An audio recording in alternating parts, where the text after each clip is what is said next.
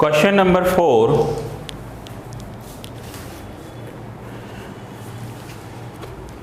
Accounts of insurance company.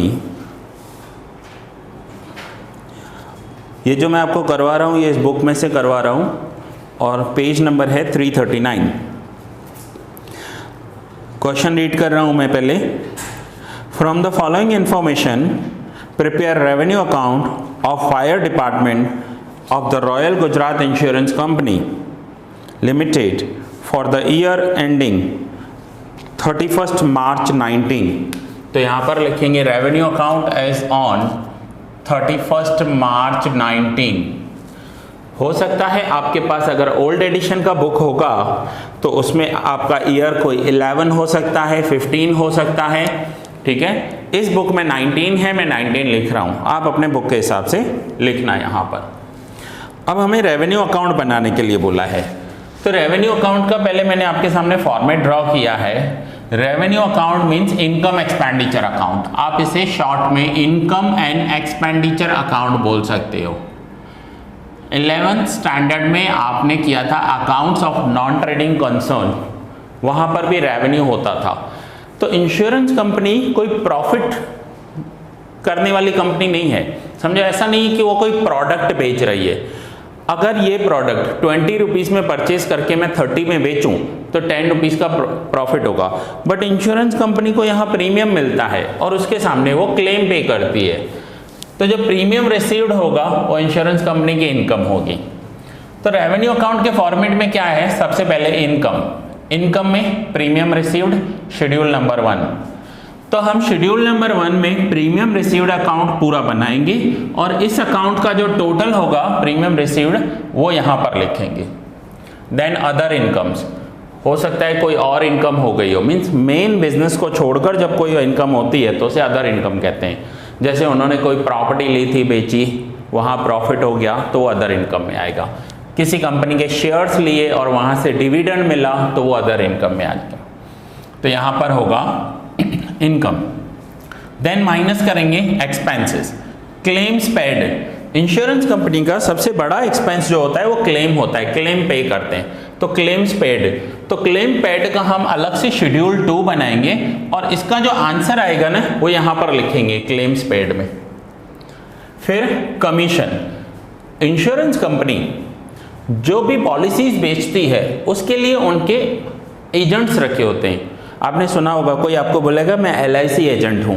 LIC agent हूँ means वो LIC company की पॉलिसीज़ के लिए मार्केटिंग करता है, अपने जान पहचान वालों को, क्लाइंट को पॉलिसीज समझाता है और फिर जब वो पॉलिसी लेते हैं तो वो इंश्योरेंस कंपनी को देता है, बीच में उसे एक कमीशन मिलती है। सो एजेंट्स का जो कमीशन है वो भी इनका मेजर एक्सपेंस है। सो यहाँ पर कमीशन का एक अलग से बनाएंगे शेड्यूल 3 और इसका जो टोटल आएगा वो हम यहाँ पर लिखेंगे। And then last operating expense. Operating expense में मैनेजमेंट के एक्सपेंसेस जो हैं, मैनेजमेंट है, स्टाफ है, सैलरीज है, स्टेशनरी है, ऑफिस का काम, लाइट का बिल, तो ये सारे ऑपरेटिंग एक्सपेंस हैं। ऑपरेटिंग का मतलब ही है बिजनेस को ऑपरेट करने का एक्सपेंस, यानी बिजनेस को चलाने का एक्सपेंस। तो वो सारे एक्सपेंस यहाँ पर आएंगे, जैसे हम शेड्यूल नंबर 4 कहेंगे, इसका जो टोटल होगा वो हम यहाँ पर लिखेंगे। फाइनली अदर एक्सपेंसेस होते हैं, जैसे बेड डेप्स हो गया, डेप्रिसिएशन हो गया, वो लिखेंगे एंड रेवेन्यू अकाउंट का टोटल करके दिखाएंगे कि इस कंपनी को प्रॉफिट हुआ है या लॉस हुआ है।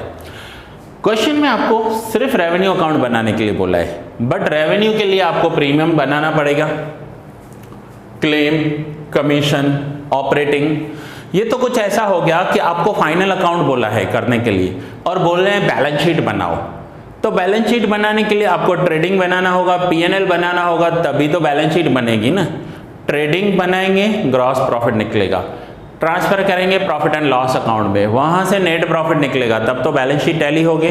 तो यहाँ भी कुछ ऐसा ही है, आपको सिर्फ रेवेन्यू बोला है बट ये तो बनाने ही पड़ेंगे, इसके सिवाय तो काम नहीं चलेगा। सो आइए क्वेश्चन रीड करते हैं और देखते हैं क्या क्या पॉइंट्स दिए हुए हैं। फॉर्मेट मैंने आपके सामने ड्रॉ कर दिया है ताकि ज़्यादा टाइम वेस्ट ना हो। तो सबसे पहले प्रीमियम, अब यहाँ पर देखेंगे क्या क्या दिया हुआ है। आउटस्टैंडिंग प्रीमियम ऑन 31 मार्च 2000। तो ये जो आउटस्टैंडिंग है, ये आउटस्टैंडिंग ऑफ कौन सा है, प्रीवियस ईयर। पहले तो आप समझ लो कि करंट ईयर कौन सा है इनका, तो करंट ईयर है 19, तो 18 कौन सा हो जाएगा, previous year. And outstanding premium of previous year, outstanding premium of previous year हो जाएगा 2000। तो ये प्रीमियम में लिखेंगे outstanding of previous year, outstanding of current year, premium received. ठीक है, तो जो जो पॉइंट्स आते जाएंगे वो वहाँ वहाँ हम रखते जाएंगे एंड फाइनली फिर लास्ट में टोटल करेंगे। So first is outstanding premium on 31 March 18, it means outstanding of previous year. Then reserve for risk 31 March 18 and additional reserve on 31 March 18। अब 31 मार्च का रिजर्व है मीन्स ये ओपनिंग बैलेंस होता है और दोनों का टोटल करके लिख देते हैं। तो 10 lakhs प्लस 2 lakhs, तो दोनों का टोटल कर लो, 10 + 2 12 lakhs। ये लास्ट ईयर का है, 18 का रिजर्व है, एडिशनल रिजर्व लास्ट ईयर का। Now then is commission paid 12,80,000, sorry claims paid 12,80,000। अब देखो क्लेम्स कहाँ है, तो क्लेम के शेड्यूल में लिखेंगे। तो क्लेम का शेड्यूल बना दिया है, क्लेम्स पेड, कितना क्लेम पे किया है, 12,80,000 क्लेम्स पेड। तो जो जो जहां आता जाएगा उसे हम वहां रखते जाएंगे। Then claims liability for outstanding claims, current year का 19 का दिया हुआ है 180 एंड 18 का दिया हुआ है 130। तो यहां पर लिखेंगे outstanding of current year 1,80,000 and outstanding of previous year 1,30,000। 18 हमारे लिए प्रीवियस ईयर है, 19 हमारे लिए करंट ईयर है। सो क्लेम का हमने लिख दिया। Then next is management expenses. अब मैनेजमेंट एक्सपेंसेस ऑपरेटिंग एक्सपेंस में आते हैं। सो मैनेजमेंट एक्सपेंसेस लिखेंगे 5,60,000। जैसे आपको एक बार पता चल गया कि ट्रेडिंग P&L बैलेंस शीट में क्या क्या आता है, उसके बाद तो वैल्यू पुट करते थे कि ओपनिंग स्टॉक ट्रेडिंग में आएगा, क्रेडिटर्स बैलेंस शीट में लाइबिलिटी में आएंगे, कोई एक्सपेंस होगा तो P&L डेबिट करेंगे। तो यहाँ भी ऐसा ही है, आपको फॉर्मेट है और हर एक पॉइंट उस फॉर्मेट में लिखते जाना है। So management expenses 5,60,000। Then next is premium on reinsurance ceded, premium on reinsurance ceded. Ceded का मतलब होता है कि इनके पास कोई बड़ी पॉलिसी आई है और इन्होंने रिस्क किसी के साथ शेयर किया है। सो प्रीमियम ऑन रीइंश्योरेंस सीडेड, तो प्रीमियम में रीइंश्योरेंस सीडेड यहाँ पर माइनस होगा, अमाउंट 1,50,000। माइनस क्यों होगा कि जितना प्रीमियम मिला उसमें से अगर किसी और के साथ रिस्क शेयर कर रहे हैं तो उसे प्रीमियम में हिस्सा देना पड़ेगा, तो जो हिस्सा देंगे उतनी इनकम कम हो जाएगी, तो इसलिए ये माइनस होगा। Premium on reinsurance ceded minus होगा। Then reinsurance recoveries, reinsurance recoveries, अब इनको प्रीमियम तो दिया ना हमने, प्रीमियम दिया बट क्लेम आ गया तो उस क्लेम में इनसे हिस्सा लेंगे। So that is called reinsurance recoveries. कितनी है रीइंश्योरेंस रिकवरीज? 40। तो reinsurance recoveries, claims paid, reinsurance recoveries 40,000। हमने उनके साथ रिस्क शेयर किया, अब उस कस्टमर का क्लेम आ गया तो वो क्लेम हम उनसे लेंगे, हिस्सा लेंगे, तो उतना क्लेम हमारा कम हो जाएगा। So that is called reinsurance recoveries.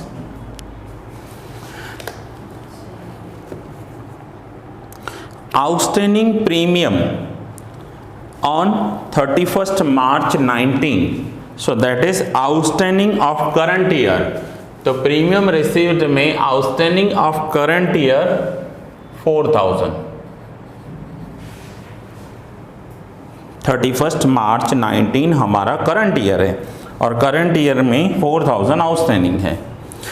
Then premium received 22,40,000। So premium received, premium में लिखेंगे 22,40,000।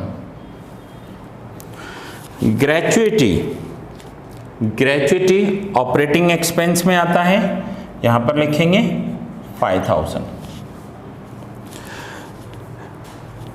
Then next is bad debts and depreciation.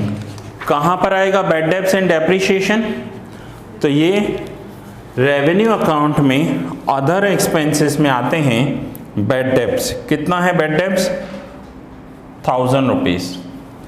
And depreciation on furniture motor etcetera means total depreciation 10,000।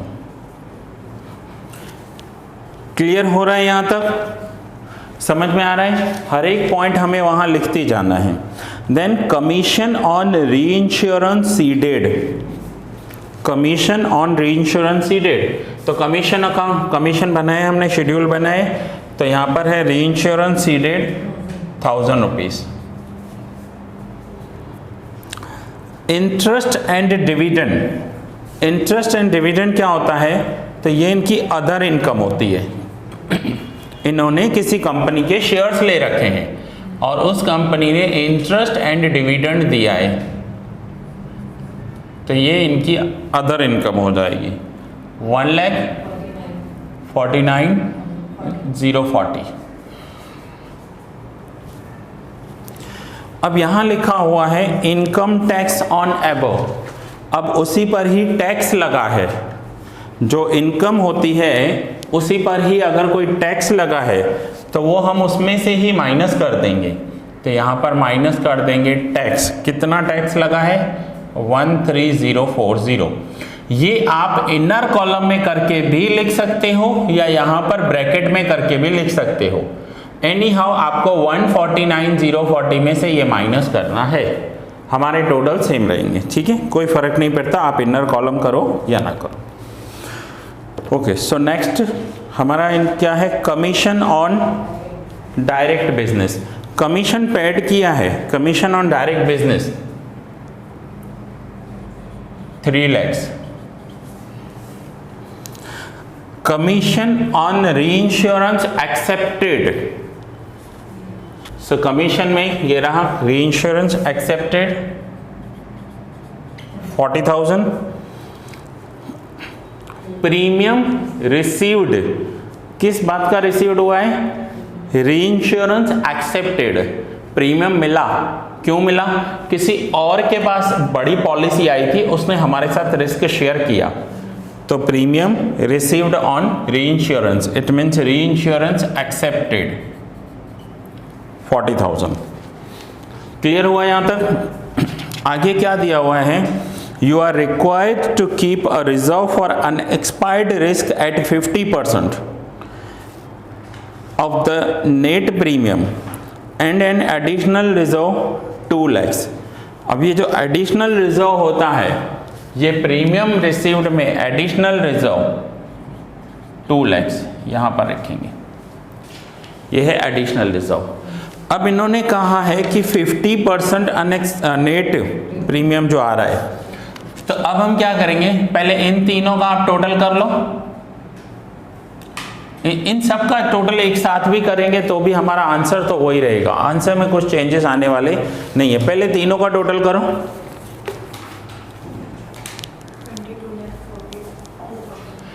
इन तीनों का टोटल किया 22,42,000। अब उसमें 150 प्लस करो and 40,000 minus करो, ये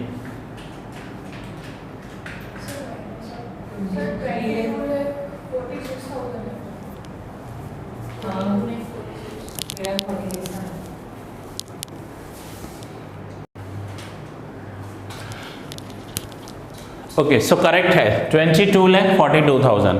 नाउ 22,42,000 में हम प्लस करेंगे 40,000 और हमें माइनस करना है 1,50,000। तो जो हमारा आंसर होगा उसे हम कहेंगे नेट प्रीमियम। तो नेट प्रीमियम कितना आ रहा है आपका? 21,32,000। अब रिजर्व फॉर अनएक्सपायर्ड रिस्क नीचे दिया हुआ है 50%, तो हम यहाँ पर 21,32,000 का 50% करेंगे। That is reserved for unexpired risk 10,66,000। देखो ये रिजर्व्ड फॉर अनएक्सपायर्ड रिस्क क्या होता है कि सपोज करो आपके पास एक टू व्हीलर है, आपने उस टू व्हीलर का इंश्योरेंस करवाया है, आपने कंपनी को 2,000 रुपीज दिए और आपने ये इंश्योरेंस मार्च में करवाया। तो कंपनी को जो पैसा मिला वो मार्च में मिला, मीन्स कंपनी लास्ट ईयर की इनकम काउंट करेगी, बट आपका इंश्योरेंस तो अगले मार्च तक कवर है।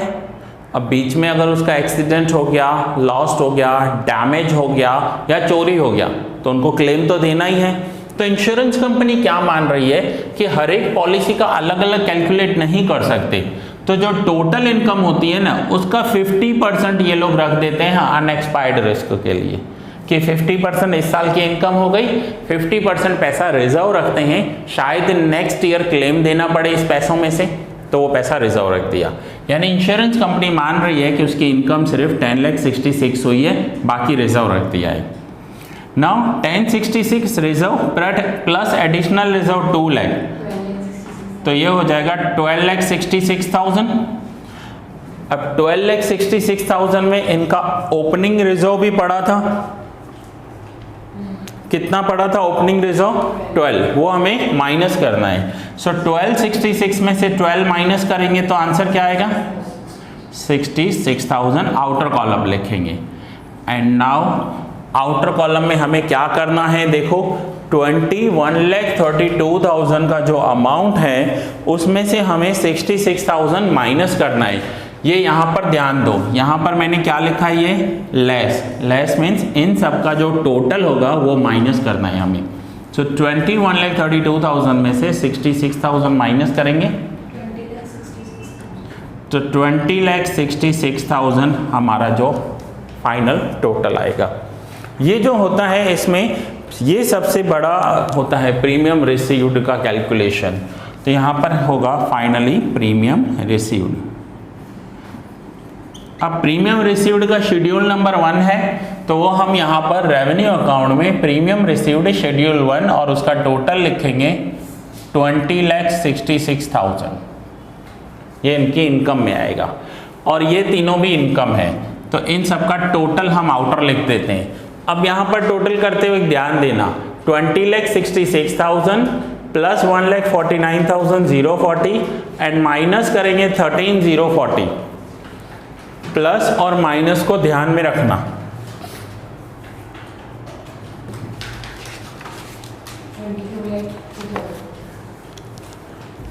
तो आंसर आपका आया 22,02,000 बराबर।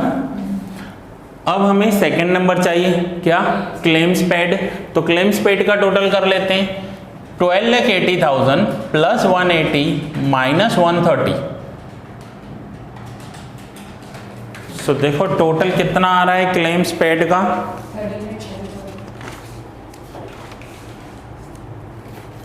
13,30,000। ठीक है, नाउ 13,30,000 में से हमें क्या करना है? ये माइनस करना है री इंश्योरेंस रिकवरीज, जो 40,000 की रिकवरीज हुई है। तो फाइनली आंसर आया 12,90,000। अब इस 12,90,000 को हम कहाँ लिखेंगे? तो 12,90,000 रुपीज जाएंगे रेवेन्यू अकाउंट में, एक्सपेंसेस में claim paid 12,90,000। Okay, then schedule 3 commission. तो कमीशन का टोटल करो, देखो कितना आ रहा है?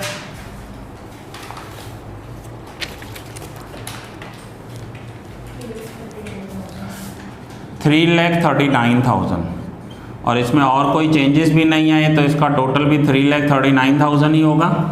सो ये यहाँ पर लिखेंगे कमीशन शेड्यूल नंबर 3 3,39,000.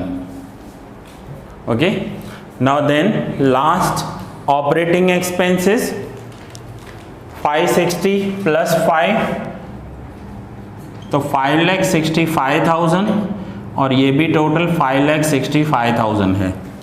तो ये यहाँ पर लिखेंगे ऑपरेटिंग एक्सपेंस शेड्यूल नंबर 4 5,65,000 हो गया। तो ये इनकी इनकम हुई, ये सारे इनके एक्सपेंसेस हुए। अब इनकम का टोटल हमने आउटर कॉलम लिख दिया है 22,02,000। अब एक्सपेंसेस के टोटल्स को हम आउटर कॉलम लिखेंगे। तो एक्सपेंस का टोटल देखो आउटर कॉलम क्या आ रहा है,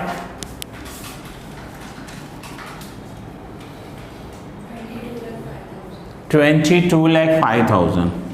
तो 22,05,000 फाइनली हम 22,02,000 में से 22,05,000 माइनस करेंगे तो आंसर आया -3,000। इसे आप माइनस साइन के साथ भी लिख सकते हो या ब्रैकेट में भी लिख सकते हो। ये इस कंपनी का नेट प्रॉफिट या नेट लॉस होगा। तो इस कंपनी ने नेट लॉस किया है 3,000 रुपीज़ का। देखो है आंसर में नेट लॉस 3,000। तो आंसर देख लेते हैं एक बार। देखो क्या लिखा हुआ है, loss of revenue account 3,000, net claim under policies 12,90,000। जो इनके क्लेम्स आए हैं इनके पास, मीन्स इसका टोटल आपको बता रहे हैं 12,90,000। Net premium received 21,32,000। Reserved for unexpired risk इसका ही 50% लिया है, प्लस एडिशनल रिजर्व 2 लाख। सो सारे ही आंसर्स हमारे करेक्ट हैं। तो यहाँ पर आपको ध्यान रखना है, मैं फिर से बता रहा हूँ, चैप्टर बहुत इजी है वंस आपको फॉर्मेट याद आ गया तो, और अगर फॉर्मेट याद नहीं है तो ये हार्ड लगेगा आपको। सो दैट्स इट, ये लेक्चर यहाँ ही पूरा कर रहा हूँ। नेक्स्ट लेक्चर में कंटिन्यू करेंगे एंड और भी आगे के सम सीखेंगे।